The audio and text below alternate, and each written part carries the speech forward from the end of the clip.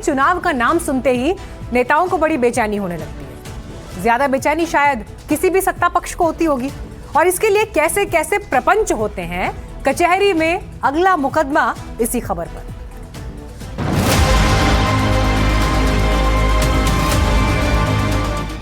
जो नेता मंच से देश को वैज्ञानिक सोच, आधुनिकता और विकास का संदेश देते हैं, सत्ता के सबसे ताकतवर वही नेता कभी कभी एक बंगले के दरवाजे पर आकर ठिठक जाते हैं। भला क्यों ठिठक जाते हैं? कहीं ऐसा तो नहीं कि राजनीति में कुर्सी जितनी ताकतवर होती है उतना ही ताकतवर होता है नेताओं का अंधविश्वास।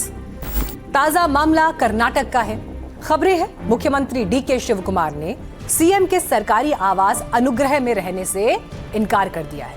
और वजह, राजनीतिक गलियारों में बरसों से चली आ रही ये चर्चा कि ये बंगला शुभ नहीं माना जाता।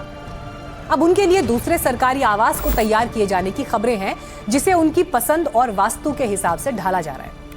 लेकिन ये कहानी सिर्फ कर्नाटक की नहीं है। भारत की राजनीति में ऐसे कई सीएम आवास हैं जिनके बारे में कहा जाता है कि वहां रहने वाला नेता अपना कार्यकाल पूरा नहीं कर पाया। कहीं किसी बंगले को मनहूस कह दिया गया, कहीं तालाब भरवा दिया गया, कहीं दीवारें और दरवाजे वास्तु के हिसाब से बदल दिए गए, तो कहीं मुख्यमंत्री ने सरकारी आवास में कदम रखना ही मंजूर नहीं किया। सवाल यह है कि आखिर लोकतंत्र की सबसे बड़ी कुर्सियों तक पहुंचने वाले नेता भी ग्रह, नक्षत्र, वास्तु और कथित अपशकुन के सामने झुक क्यों जाते हैं? तो आज कचहरी में खुलेगी इसकी फाइल और उन सत्ता के बंगलों की फाइल जिन्हें शापित का दर्जा दे दिया गया। देश की राजधानी दिल्ली के सिविल लाइंस इलाके में एक बंगला है, 33 शमनाथ मार्ग।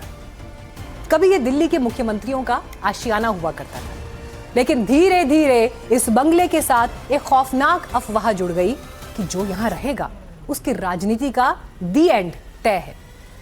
इस बंगले में सबसे पहले रहने वाले दिल्ली के मुख्यमंत्री चौधरी ब्रह्म प्रकाश थे, जिन्होंने 1952 में यहां प्रवेश किया, लेकिन उनका कार्यकाल पूरा नहीं हो सका। साल 1955 में एक घोटाले को लेकर पैदा हुए विवाद के बीच उन्हें पद छोड़ना पड़ा।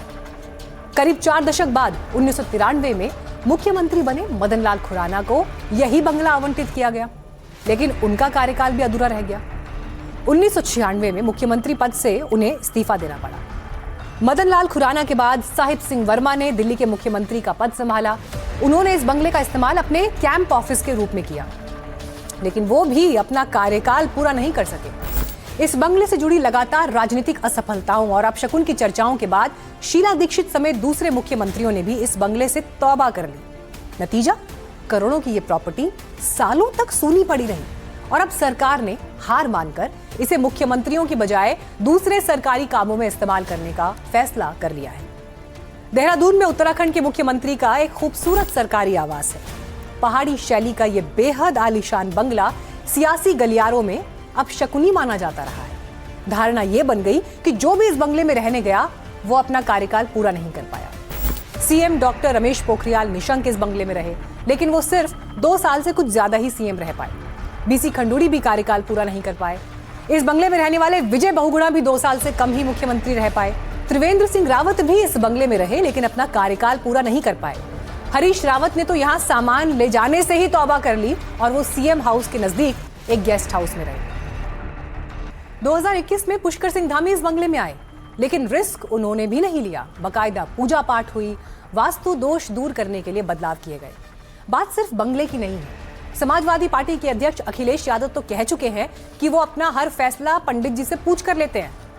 जो हमारे पंडित जी बोलेंगे, बाल कटाना तो बाल कटाएंगे, बाल बढ़ाना तो बाल बढ़ाएंगे। सुबह कहेंगे राइट पैर से निकलना है तो हम राइट पैर से निकलेंगे, आज नहीं निकलना है हम नहीं निकलेंगे। तो ये अखिलेश यादव का न्यू समाजवाद है, जो ज्योतिष की सलाहों पर फैसले ले रहा है। लेकिन तमिलनाडु में तो नए मुख्यमंत्री विजय ने मुख्यमंत्री कार्यालय में एक ज्योतिषी की एंट्री ही करवा दी थी। उन्होंने अपने भरोसेमंद ज्योतिषी रिकी राधन पंडित को ओएसडी बना दिया था। हालांकि इस नियुक्ति पर विवाद खड़ा होने के बाद सीएम विजय को महज 1 दिन के भीतर यह फैसला वापस लेना पड़ा था। दक्षिण भारत की राजनीति तो वैसे भी ग्रहों और नक्षत्रों के इर्द गिर्द काफी घूमी है। कर्नाटक के पूर्व सीएम एचडी कुमारस्वामी के बारे में कहा जाता था कि उनकी सुबह ज्योतिषी की सलाह के बगैर शुरू नहीं होती। कहा जाता है कि सीएम बनने के बाद उन्होंने अपने सरकारी आवास में वास्तु के हिसाब से काफी फेरबदल करवाए थे। अंधविश्वास और वास्तु के चक्कर में बंगले बदलना तो छोटी बात है, तेलंगाना के पूर्व मुख्यमंत्री केसीआर ने पूरा का पूरा सचिवालय बदल दिया। खराब वास्तु की दलील देकर करोड़ों रुपए खर्च करके पुराने परिसर को ढाया गया और वास्तु के हिसाब से नया आलीशान सचिवालय खड़ा कर दिया गया। हालांकि आधिकारिक तौर पर कभी किसी ने इसे अंधविश्वास नहीं माना। दावों और दलीलों के पीछे कई दूसरे कारण गिनाए गए, लेकिन पब्लिक है, सब जानती है। सोचिए, जो नेता पूरे राज्य की तकदीर बदलने का दावा करते हैं, वो अपने घर का एक कोना बदलने के लिए कितने बेताब रहते हैं। ये डर भूत प्रेत का नहीं है, ये डर अंधेरे का नहीं है, ये डर है उस बेताज बेदखली का जो जनता 5 साल बाद करती है, लेकिन नेता उसका दोष बंगले की चौखट पर मढ़ देते हैं।